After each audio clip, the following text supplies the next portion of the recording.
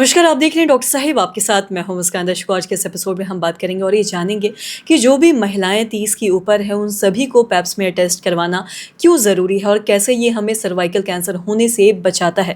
आज हम इसी पे तमाम जानकारी लेंगे और इसी पे खास बातचीत करने के लिए आज हमारे साथ मौजूद है डॉक्टर मोनालिसा। आपको बता दें कि बिहार की जानी मानी गायनेकोलॉजिस्ट है। मैम नमस्कार, बहुत बहुत स्वागत है। नमस्कार। मैम आपसे जानना चाहेंगे कि अगर हम बात करें पैप स्मीयर टेस्ट की, जो कहीं ना कहीं आज सभी महिलाओं के लिए जो भी 30 के ऊपर है उनके लिए ज़रूरी है, कहीं ना कहीं एक बड़ी बीमारी से हमें ये बचाता है, लेकिन लोगों को इसके बारे में जानकारी नहीं होने की वजह से लोग इसका टेस्ट नहीं करवाते हैं। तो इस बारे में आप क्या बताना चाहेंगे? जी, दो बीमारियां जो काफ़ी कॉमन है हमारे देश में, दो कैंसर्स, वो हैं ब्रेस्ट कैंसर और सर्वाइकल कैंसर।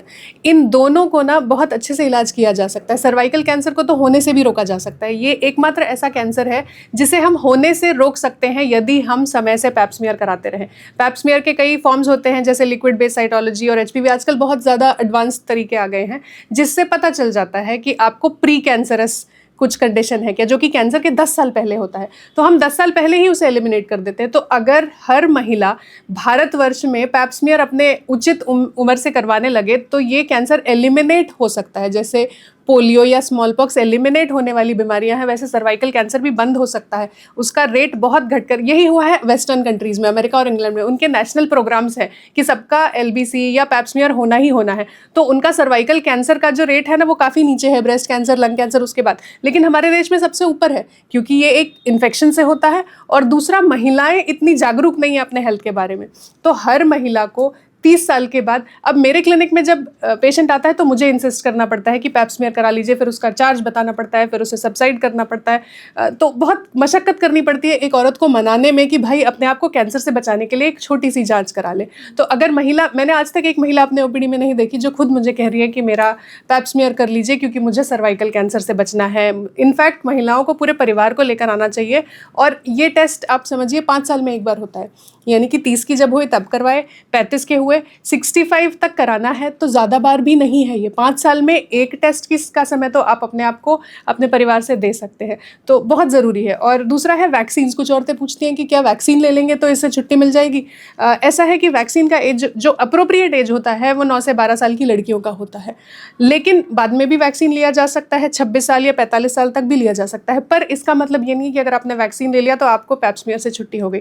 सबसे बेस्ट जो प्रिवेंशन है वो पैप स्मीयर ही है। वैक्सीन लेना एकदम 100% ज़रूरी है। 9 से 12 साल की लड़कियों को सबको वैक्सीन देना है, लेकिन जब वो 30 की होंगी, अभी फ़िलहाल का ये गाइडलाइन है कि उन्हें पैप स्मीयर भी कराना है, क्योंकि ये डेफिनेटली कैंसर को प्रिवेंट करता है। जी, और साथ ही अगर कैंसर के ही बारे में बात करें तो जैसा कि आपने बताया कि लोगों को जानकारी ही नहीं है कि पैप स्मीयर टेस्ट करवाना है। तो ये जो तमाम लड़कियां हैं, जैसा कि आपने बताया कि जो भी लोगों ने वैक्सीनेशन करवा रखा है उनको भी ये टेस्ट करवाना चाहिए, लेकिन लोगों के मन में ऐसा है कि जो पैप स्मीयर जिन्होंने वैक्सीन करवा नहीं, ऐसा नहीं है। अगर आप 30 के हो गए तो आपको पैप स्मीयर कराना है 5 साल में एक बार। वही श्योर शॉट है कि आपको जीवन में कभी कैंसर नहीं होने देगा, 99.9%, अगर आप पैप स्मीयर 5-5 साल पे कराते रहते हैं तो। और अगर बात करें पैप स्मीयर टेस्ट की, तो इससे कौन से कैंसर से ये कहीं ना कहीं हमें बचाता है? क्या ये किसी भी कैंसर से हमें बचाता है, सर्वाइकल टेस्ट या फिर? सर्वाइकल कैंसर भारत में सबसे ज़्यादा कॉमन है औरतों में, और बाकी देशों में नहीं है, क्योंकि ये इन्फेक्शन से होता है और एक वैक्सीन से या पैप स्मीयर से ये प्रिवेंट किया जा सकता है। तो वो एक मेजर नेशनल मुद्दा है हेल्थ केयर प्लानिंग के लिए कि सर्वाइकल कैंसर को रोका जाए।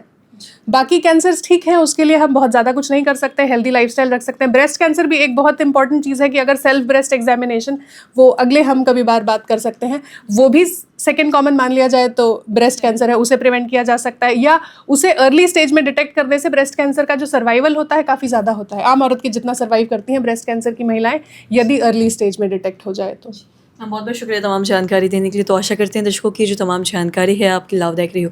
आप ये समझ पाए होंगे कि सभी महिलाओं को जो भी 30 से ऊपर है उन सभी के लिए पैप स्मीयर टेस्ट करवाना क्यों ज़रूरी है, और साथ ही साथ जिन भी लड़कियों ने अपना वैक्सीनेशन ले रखा है सर्वाइकल कैंसर का, वो भी 30 के बाद अगर उनके लिए भी पैप स्मीयर टेस्ट करवाना क्यों ज़रूरी है। तो आशा करते हैं दर्शकों की जो तमाम जानकारी है आपकी लाभदायक रही हो। तो आज के इस वीडियो में इतना ही। अगर आपने अब तक हमारे चैनल को सब्सक्राइब नहीं किया तो तुरंत कर ले, साथ ही हमारे फेसबुक पेज को लाइक करें। वीडियो देखने के लिए आपका धन्यवाद।